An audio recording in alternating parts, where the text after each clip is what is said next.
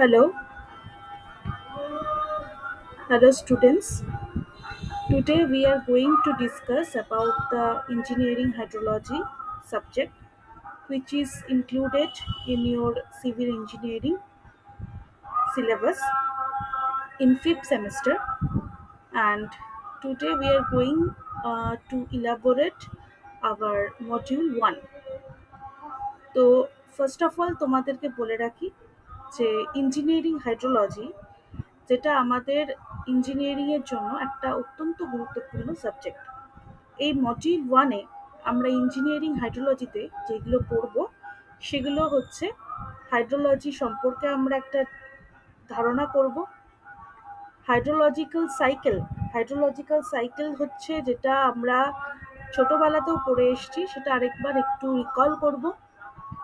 এবং তারপরে আমরা জানবো হচ্ছে গ্লোবাল ওয়াটার বাজেট সম্পর্কে, এবং ইন্ডিয়াতে সেই গ্লোবাল ওয়াটার বাজেটটা কীরকম রয়েছে তার একটা ধারণা। মোস্ট প্রবাবলি এইখান থেকে আমাদের মডিউল ওয়ান থেকে মেনলি হাইড্রোলজি কাকে বলে এবং হাইড্রোলজিক্যাল সাইকেলটা বেশি ইম্পর্টেন্ট। গ্লোবাল ওয়াটার বাজেট বা ইন্ডিয়ান ওয়াটার বাজেট থেকে আমরা শর্ট টাইপ অফ কোশ্চেন বা খুব বেশি হলে 2 নম্বর বা 3 নম্বরের কিছু কোশ্চেন আসতে পারে।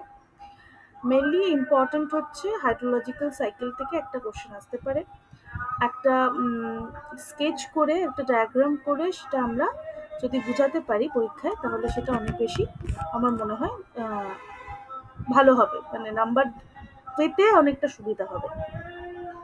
তো ফার্স্ট অফ অল আমরা যেটা বলতে পারি সেটা হচ্ছে ইঞ্জিনিয়ারিং হাইড্রোলজির ফার্স্ট যে টপিকটা সেটা হচ্ছে হাইড্রোলজি কাকে বলে, রাইট?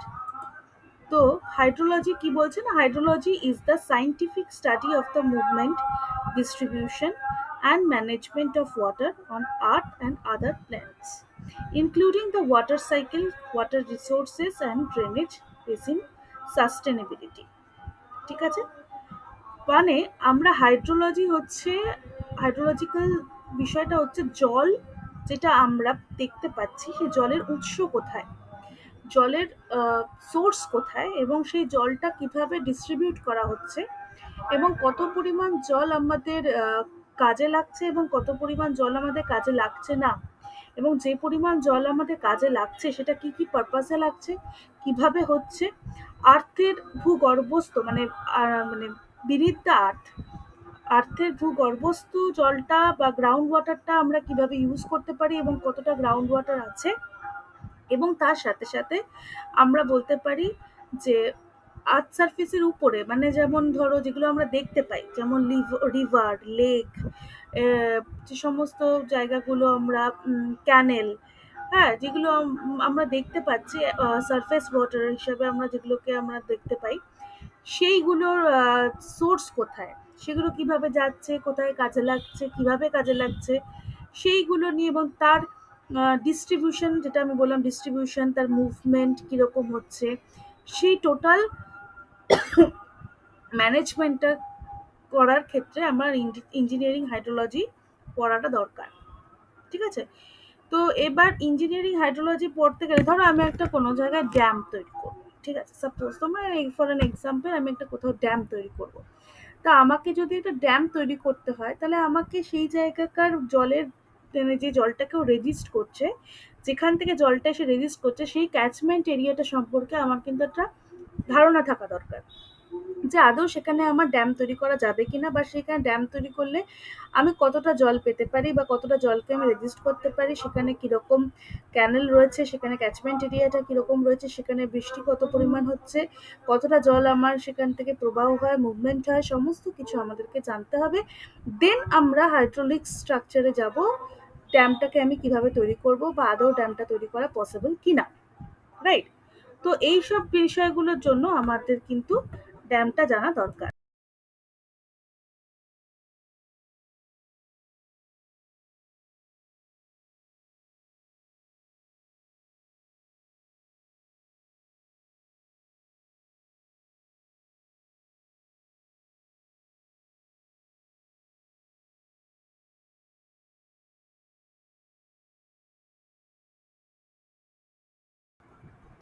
তো এরপরে আমরা যেটা পড়বো সেটা হচ্ছে ইঞ্জিনিয়ারিং হাইড্রোলজি ওয়াটার সাইকেলটা, মানে হচ্ছে আমাদের যেটা মেন উদ্দেশ্য হচ্ছে হাইড্রোলজিক্যাল সাইকেল।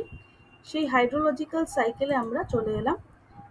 হাইড্রোলজিক্যাল সাইকেলে যেটা আমরা পড়বো সেটা হচ্ছে কিভাবে তিনটে স্টেটের ওয়াটার থাকে। আমরা সবাই জানি, আমরা ছোটবেলা থেকে এটা আমরা পড়ে এসেছি যে তিনটে স্টেট অফ ওয়াটার থাকে। একটা হচ্ছে তোমার গ্যাস ফর্মে থাকে, একটা লিকুইড ফর্মে থাকে, একটা সলিড ফর্মে থাকে, তাই তো?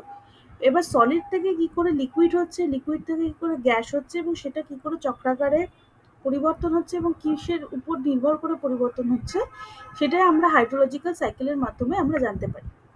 ঠিক আছে? তো তোমাদের নোটস আমি পরে দিয়ে দেবো। তো আপাতত তোমাদের বোঝানোর জন্য এখানে একটা ডায়াগ্রাম আমি এখানে দিয়ে দিয়েছি। ডায়াগ্রামটা এখানে কি বলছি, এই ডায়াগ্রামটা আমাকে জানতে গেলে মোটামুটি আমাকে 4টে জিনিসের ডেফিনেশন আমাকে জানতে হবে। সেগুলো আমি ইলাবোরেট করে পরে তোমাদেরকে বলবো যখন আমি মডিউল 2 তে পড়াবো। তো প্রথমত আমাদের জানতে হবে যে what is precipitation, right? Precipitation মানে হচ্ছে বৃষ্টিপাত। প্রেসিপিটেশন। নেক্সট হচ্ছে evaporation. What is evaporation? Evaporation মানে হচ্ছে যেটা বাষ্পীভূত হয়ে যাচ্ছে জলটা, সেটাকে আমি বলছি evaporation. Then what is transpiration, what is infiltration? Transpiration বা ইনফিল্ট্রেশনের মধ্যে পার্থক্য হচ্ছে, ইনফিল্ট্রেশন মানে হচ্ছে যে জলটা বৃষ্টিপাতের আকারে পড়ছে এবং যে জলটা মাটি দ্বারা শোষিত হচ্ছে সেই জলটাকে বলা হচ্ছে ইনফিল্ট্রেশন, বা জলের যেটা মাটির তলা দিয়ে গিয়ে ভূগর্ভস্থ জলে গিয়ে পড়ছে সেখানে গিয়ে আমি বলছি ইনফিল্ট্রেশন। অ্যান্ড ট্রান্সপিরেশন কি, যে জলটা গিয়ে জলের উপরে জমা হচ্ছে মাটির উপরে এবং সেই জলটা যখন সূর্যের তাপে আবার কি বাষ্পীভূত হয়ে যাচ্ছে সেটাকে বলা হচ্ছে ট্রান্সপিরেশন, যেটাকে আমরা ইভাপো ট্রান্সপিরেশনও বলতে পারি। তো এই যে প্রসেস এবং বাকি যে জলটা থাকছে মানে টোটাল বৃষ্টিপাতের কিছু পরিমাণ হয়ে যাচ্ছে ইনফিল্ট্রেশন, কিছু পরিমাণ হয়ে যাচ্ছে ইভাপোরেশন, কিছু পরিমাণ হয়ে যাচ্ছে ইভাপো ট্রান্সপিরেশন। এবার বাকি যে জলটা থাকছে সেই জলটা কি হচ্ছে না নদী নালাতে গিয়ে এসে পড়ছে। এই যে নদী নালাতে গিয়ে যে পরিমাণ জলটা গিয়ে পড়ছে সেটাকে আমরা বলবো রান অফ। ঠিক আছে? তো এখানে আমাদের হাইড্রোলজিক্যাল সাইকেলে আমি কি বলতে পারি না, the water of the universe always changes from one state to another state. মানে এই যে ওয়াটার সাইকেলটা বা হাইড্রোলজিক্যাল সাইকেলটার আমি কথা বলছি সেটা সবসময় বিভিন্ন জায়গা বিশেষে বিভিন্ন চেঞ্জ হতে থাকে। ঠিক আছে? The water from the surface source like lake, river, ocean, etc. converted to vapor by evaporation due to the solar heat. সবটাই সূর্যরশ্মির কারণে, সূর্যরশ্মির জন্যই এটা কি করছে না ইভাপোরেট হয়ে যাচ্ছে। And the vapor goes to accumulated continuously in the atmosphere. ভেপারটা কি হচ্ছে কন্টিনিউয়াসলি অ্যাটমসফিয়ারে কি অ্যাকুমুলেট হচ্ছে অর্থাৎ জড়ো হচ্ছে। and the vapor is again condensed due to the sudden fall of temperature, এবং যত উপরের দিকে যাচ্ছে sudden fall of temperature এর কারণে কি হচ্ছে না ওগুলো ভেপারগুলোকে অ্যাকুমুলেট করে দিচ্ছে, অ্যাকুমুলেট হয়ে যাচ্ছে। তারপরে কি হচ্ছে and thus the clouds are formed। এরপরে কি হচ্ছে মেঘ তৈরি হচ্ছে, আমরা সবাই জানি ছোটবেলা থেকে। এরপরে কি হচ্ছে মেঘ তৈরি হচ্ছে and the মানে these clouds again causes of precipitation, যেটা আমি বলছিলাম রেইনফলের একটা মানে হচ্ছে precipitation. Some of the vapor is converted to ice on the mountain, কিছু পরিমাণ তৈরি হয়ে যাচ্ছে আইস হিসাবে। and the ice again melt in summer, যখন সামার আসছে গরম বাড়ছে তখন আইসগুলো মেল্ট হয়ে কি হচ্ছে আস্তে আস্তে মেল্ট হয়ে যাচ্ছে এবং converted to the liquid form and then it goes to the river, right? and তারপরে কি হচ্ছে না this process of evaporation, precipitation and melting of ice go to continuously like an endless chain, and thus a balance is maintained in the atmosphere. This phenomena is known as the hydrological cycle. ঠিক আছে? তো এবার next আমরা চলে আসি global water budget. ওকে? তো এই global water বাজেটে আমি কি বলবো, গ্লোবাল ওয়াটার বাজেট মানে হচ্ছে টোটাল এন্টায়ার ইয়ারলি কতটা জল হাইড্রোলজিক্যাল সাইকেলে আমাদের ইউজ হচ্ছে এবং কত পরিমাণ জল আমার গ্লোবালি সেটা কাজে লাগছে এবং কত পরিমাণ জল আমার কাজে লাগছে না। এই পুরো যে ধারণাটা সেটা আমরা করতে পারি গ্লোবাল ওয়াটার বাজেটের মধ্যে দিয়ে। এখানে কি বলেছে না, the global water budget tax into accounts all the water that is held in store and flow to the global hydrological cycle. The most significant features of the budget is that only 2.5% of its fresh water, মাত্র মানে আমরা যে জলটা গ্রহণ করি 1/3 জল যে আমরা বলি না আমাদের কাজে লাগে বা আমরা গ্রহণ করতে পারি, বাকি জলটাই পুরোটাই ওয়েস্ট, মানে পুরোটাই নোনা জল যেটা আমরা ব্যবহার করতে পারি না। এবং সেটাই বলার চেষ্টা করছি এখানে যে 2.5% of the fresh water, total যে 100% জল ধরলাম তার মাত্র 2.5% হচ্ছে আমরা ফ্রেশ ওয়াটার হিসাবে পাচ্ছি। হুম, এবং the rest is in the ocean, অর্থাৎ সমুদ্র নোনা জল যেটাকে আমরা খেতে পারবো না, কিছু করতে পারবো না। Even more remarkable is that the only 1% of the all fresh water is easily accessible surface fresh water. মানে ভাবো আমরা কিভাবে জল অপচয় করি। এটা থেকে তো একটা ধারণা করতে পারছো যে আমরা যে সবসময় বলি যে জলই জীবন আমাদের, অ্যাকচুয়ালি জল ছাড়া তো আমাদের জীবন সত্যি আমরা মানে ভাবতে পারি না, তাই না? তো সেই ক্ষেত্রে যদি জলই জীবন হয় তাহলে দেখতে পাচ্ছ যে মাত্র 2 মানে টোটাল যে ওয়াটার, সেই টোটাল ওয়াটারের 2.5% হচ্ছে ফ্রেশ ওয়াটার, এবং তার মধ্যে 1% হচ্ছে আমরা সেটা অ্যাক্সেসেবল, মানে যেটা আমরা গ্রহণ করতে পারছি, মানে ইউজ করতে পারছি। মানে বুঝতে পারছো কতটা মানে বিপজ্জনক আগামী দিনে যদি আমরা জল অপচয় করি। হ্যাঁ, তো সেই কারণে এইটা আমাদের কিন্তু ভাবতে হবে। and nearly 70% locked up the in the ice sheets, মানে যেটা আমরা ইউজ করতে পারবো না। ঠিক আছে, তো এরপরে একটা জিনিস যেটা পড়তে হবে